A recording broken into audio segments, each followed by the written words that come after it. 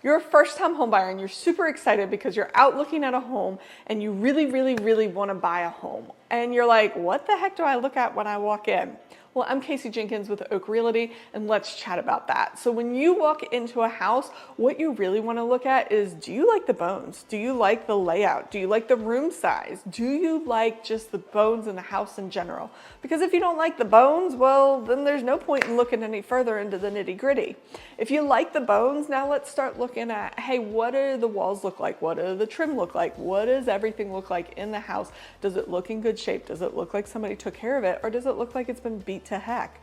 Because if it's been beat up, then you're probably going to have to do some fixes. And are you okay with doing those fixes? If it hasn't been beat up, then we can just move right in, and that's fantastic. You know, do you like the kitchen layout? Do you like the way the cabinets look? Do you like the cabinets? Like all of these little things. As an agent, I'm going to be looking through, especially on a house that's been flipped, I'm looking at the trim and looking at the small things to go, okay, did they line the cabinets up right? Did they finish with quarter round? Did they caulk the trim? Did they do these little teeny tiny things? If they took out a piece of the trim, did they match up, trim that matched up to it? Or did they just throw something in there that doesn't match anymore? Like, these are the things I'm looking for, because what I want to know is if they did the little things, then that stuff in the basement and that stuff in the attic probably was taken care of. If they didn't do the little things, then I'm gonna have heck on my hands if we find something in the basement or the attic, because they probably didn't pay attention to that. They just threw lipstick on a pig and called it a day.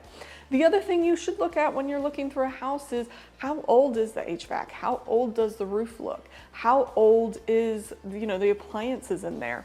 And a lot of times, if you've got a good agent who's been with their inspector and walked through a ton of inspections, they'll know where to look in the serial number to get roughly the year of that HVAC. Water heaters, that's hieroglyphics. I couldn't even tell you that one, but you can at least look to see, hey, is that got some rust on it or some corrosion on it, or does that look pretty new? So make sure that you look in the crawl space, or if you have a basement, walk down in that basement and look around and see, do we see a vapor barrier? Do we see insulation? Do we see the insulation falling down? And here in Virginia and in Richmond, do we see some fungus on those beams? Take a look at what you can see so that you know, hey, this is as much as I can gather before that inspector comes. And if I'm comfortable with this, then we can move forward. Because if you're not comfortable with those things, this isn't the house for you. It's pretty simple. And so these are the things to look at. As an agent, I will gladly peek my head in your crawl space, but I am not crawling in your crawl space. I got nice clothes on. I want to keep them nice. I will walk up in attics if I can find pull down stairs, or I can find walk up stairs, but I don't carry a ladder with me. So if it's a scuttle hole, I'm sorry, I can't get up there.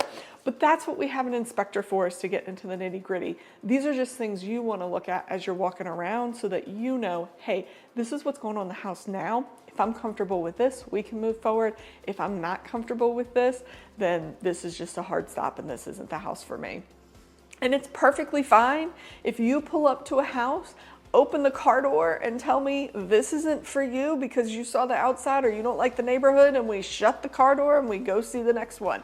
Been there, done that, and I will do it again. It saves me time, it saves you time, and it just makes things easier. So if you don't like the house for whatever reason, if you open the door and you get the heebie-jeebies, we'll walk away and go look at the next one. So if you got any other questions, if you're thinking about, buying a house and you want to know more the nitty-gritty of what exactly happens when we go see houses, give me a call, shoot me a text. Love to help. And don't forget to like and subscribe.